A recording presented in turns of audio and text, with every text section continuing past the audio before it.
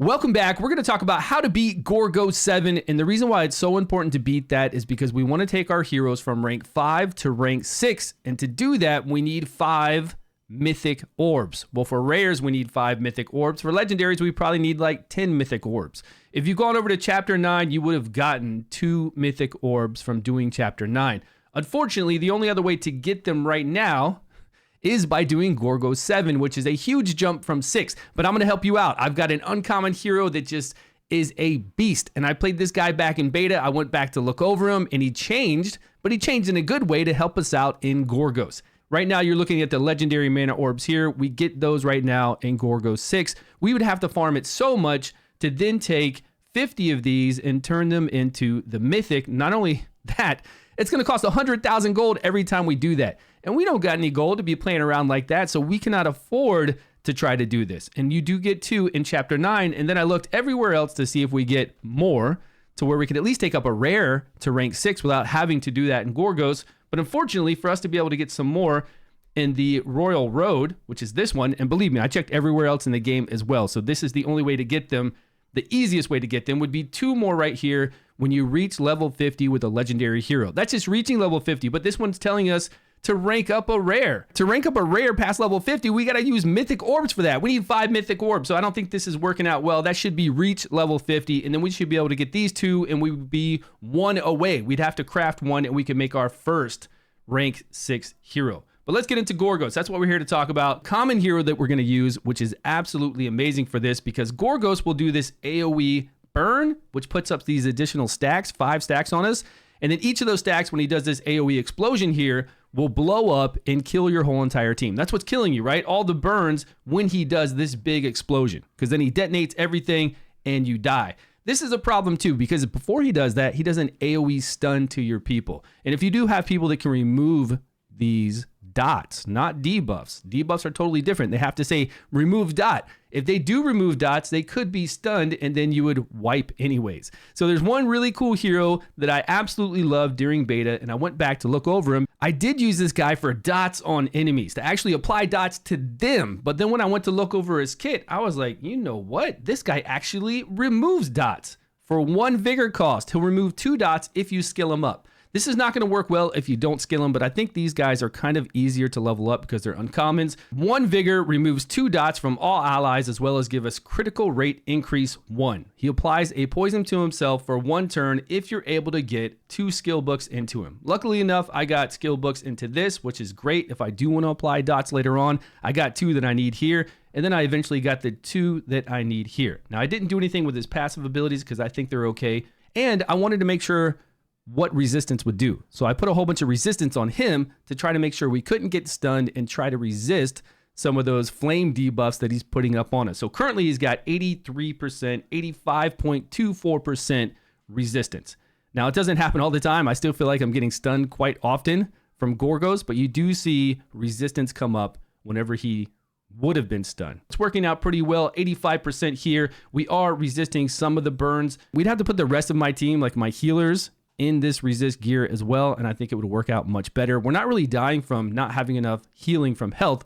We're dying because we get stunned and then we can't remove those burn debuffs, and then he comes around right after that and nukes us. I was lucky enough to have all of his relic weapons, so I went frost so we'd have a better advantage. And then of course you have to put skill books into each individual weapon. So if I did want to go to fire, I wouldn't have this leveled up. So I wouldn't be using him for fire, but I will use him for frost and Gorgos, because all of Gorgos is fire, and then I'd use him in the frost bear if I want to then try to start applying poisons on the frost bear, doing damage over time to the frost bear. We'll do that in another video. And then he's got this passive here that will remove all dots from all allies once he has 3 increased accuracies on himself. Buffs. He gets his increased accuracy buff whenever he takes dot damage, and then when he has 3, he removes all dots on all allies if you have 3 or more effect accuracy increase. So really good. This just happens, it's a passive. Every time he gets a dot on him, you'll see this increased accuracy. Once he has 3, he clears all dots off of everyone, and that's what we want, because when we take a big hit from Gorgos without dots on, it's a no problem. Here we go, Burning Land 7. We have Dejaret, we have Isolde, we have Sarah, and we have Anguish to put up the dots on his basic ability. We're going to use all the heals we have here. Isolde will also remove dots, and she can get down to a 1 vigor cost on that second ability. I don't have her down to a 1 vigor cost. She's helping us out removing dots when we get too many on us. And that only happens when we get stunned, when Dejaret gets stunned. If he does not get stunned at all, we'd never have a problem with dots because he can always take off enough that we would be fine. But being that the boss does that 50% chance AoE to stun us, it's really annoying. But I've got resistance on Dejaret of 85%, so I'm hoping to resist most of those so we can stay alive. And we actually do stay alive for quite a long time. But check this out. We're going to do a second ability, 1 vigor cost. We've got all those burns on us. There's stacks of 5 though. So when he detonates those, that's 10 burns blowing up at one time. That's why you die so quickly. Remove them all. Isolde is going to do her heal. It does heal over time. And then whenever anybody heals with that, they've got a chance to remove a dot. There's the stun. So we got stunned, right? I came into this and I was like, come on, man, 85% chance to resist these effects. And my boy's getting stunned quite often.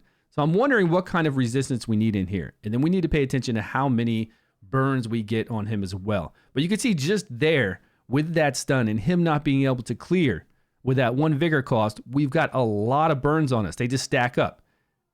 And look at our health because of that.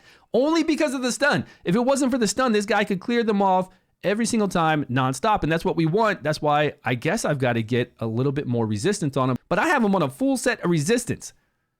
That's 3 sets of resistance, 60%, plus some resistant substats, which are giving us that 85%. There we just resisted that one, I think. And pay attention too, because he's going to get those 3 accuracy buffs up on himself. He's got one right now. Once he has those 3, he's going to just clear everything. And you'll see him do that quite often. So he's really good for this is what I'm saying. But you got to put skill books into him. Just skill books, no passive ones. And get that second ability down by 2. You just got to hit 2 in there and get lucky and you'll be fine. You can use them as fire. You can use them as frost. I don't know about wind. Wind's going to take more damage. Frost, like I'm using right now, takes 15% less damage from his hits. I'm not sure what wind's going to take. That little extra damage might make it to where he can't survive very well. He'll still be able to do what he's doing right here by removing the debuffs, removing the dots actually, because removal of debuffs is a totally different ability. So it's working out well. It's working out really well, and we're able to slowly take down Gorgos. All right, Gorgos 7 is down. I did this during my recording, so I want to show you guys the gear I have on my heroes, just in case you have any questions about this team. We beat 7, which is really cool. Now we have enough to actually take Anguish up. With the 2 we have from Chapter 9, the 3 we just got right now, we have enough to take Anguish up to a 6-star. Here is my Anguish. He's pretty much a beast. I've got him in attack set, so I go through story mode and I just single target everybody down with my 3rd ability. You can see I've got +6 on a lot of these over here, +3 on this one. The gear on the left is standard. The helmet has attack. The chest piece has defense. The boots have HP. We have a few pieces in here with the effect accuracy. This is to apply the debuffs. If it says just accuracy, that's to counterattack evasion. So you want effect accuracy. The total stats you can see by hitting that magnifying glass there. We've got effect accuracy of only 36%, so that's not very crazy. We've got a 2-piece set to give us additional accuracy and a 4-piece set to give us additional attack. Flat attack on this first one. We've got attack percentage, I believe, on this next one. And then attack percentage probably on this one as well. Dejaret is all in a resistance set. We've got a couple other low-level resist. All the ones on the right-hand side are going to be HP or defense. All we need is survivability with him, and we're good to go. Sarah's all in an HP set. Once you get to hard mode, farm that hard mode for this gear. It's much easier to do there than to farm in Dragon, and you'll get the pieces you need. You'll get a whole bunch of other material to rank up your relics, as well as level up your heroes. Over here on the side, we've got either defense or HP, whatever I could find with it. Just to keep her alive, we've got defense percentage here, and then HP percentage and HP percentage. That's just to give her higher max HP so she'll do more heals. Isolde's in HP percentage as well as accuracy because she does have that basic ability to apply a damage over time. It's only for 1 turn, but hey, she does it. It's still going to give us that dot on there to take down bosses much faster, although she's probably always doing her second ability, so it really doesn't matter. Same with the other healer. I try to give them as much HP as possible, so she's got defense just because what I have, it's not even leveled up. We've got flat HP there, and then defense here, and that's not leveled up as well. Gorgos really doesn't hurt us that much as long as we don't have all those debuffs and he does that explosion. So you can see her gear is really not leveled up at all and she's still doing just fine. Let me know your thoughts about this battle. Let me know how you've gotten past this battle and what you've been using. Appreciate the love and support, guys. Please subscribe if you haven't, and I will see you all in a video soon.